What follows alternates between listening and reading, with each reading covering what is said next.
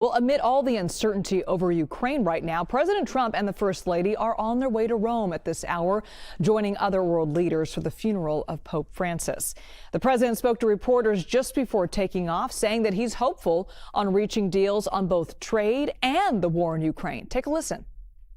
We have a lot of things going on, and I think in the end we're going to end up with a lot of good deals, including tariff deals and trade deals. We're going to make our country rich. But we're going to try and get out of war so that we can save 5,000 people a week. And that's what my aim is. I want to save 5,000 young men. They happen to be mostly Ukrainian, Russian. 5,000 young Ukrainian and Russian men. And that's a big honor if I can do it. I think we're pretty close. All right, let's bring in CBS News White House reporter Olivia Rinaldi. Olivia, what else did the president have to say this morning? Yeah, before taking off for Rome, the president spoke to reporters, and there he was asked whether or not he would meet with Ukrainian President Zelensky on the sidelines of that funeral that he's headed to. That's Pope Francis's funeral. Trump said it's possible that they might meet. He was also asked about that meeting that's happening in Russia today between his special envoy Steve Witkoff and Russian President Vladimir Putin. Of course, that meeting coming one day after the president issued a statement to the president of Russia telling him to stop the ongoing strikes that are happening in Ukraine. Trump on that specific meeting that's happening between Witkoff and Putin, he said they're meeting right now as we speak. We have a lot of things going on. And then he went on to say, I think we're going to end up with a lot of good deals. Now, of course, this comes as the administration is desperately trying to end the war in Ukraine, which is proving to be a little bit more difficult than they perhaps anticipated. We are now on several weeks of negotiations going on between the Ukrainians and the Russians, and this is the fourth meeting that Special Envoy Steve Witkoff is having with the Russians and Vladimir Putin to try to reach an end to this war. But Liz also proving very difficult for them to achieve that. And from Russia to Iran, Olivia, another U.S. delegation heading to the Middle East for another round of talks tomorrow. This is all over Iran's nuclear program. What's the focus this time?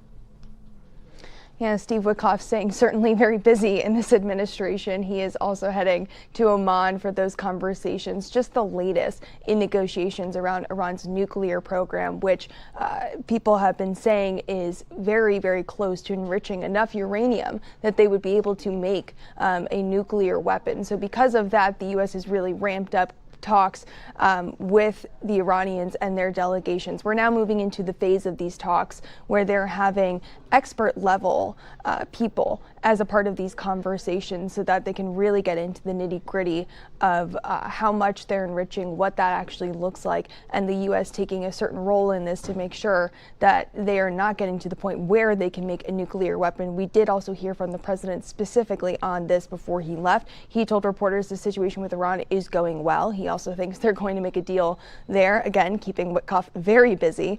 But the president did repeat that there would be military action if no deal is reached. So that was quite notable. He said he'd be leading the pack on that. So they are working diligently to try to make a deal as we are just heading into another set of talks between the U.S. and Iran on Saturday. And Olivia, I want to circle back to the president's trip to Rome. Any idea if he's expecting to hold any meetings with world leaders there, possibly over tariffs?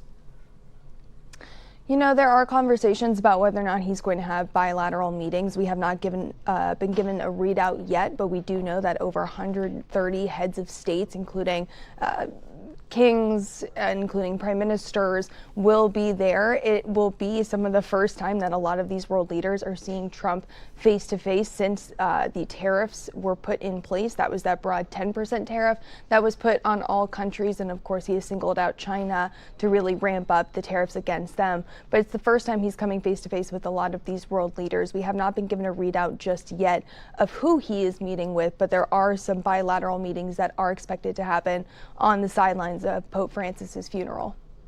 Olivia Rinaldi, thank you so much.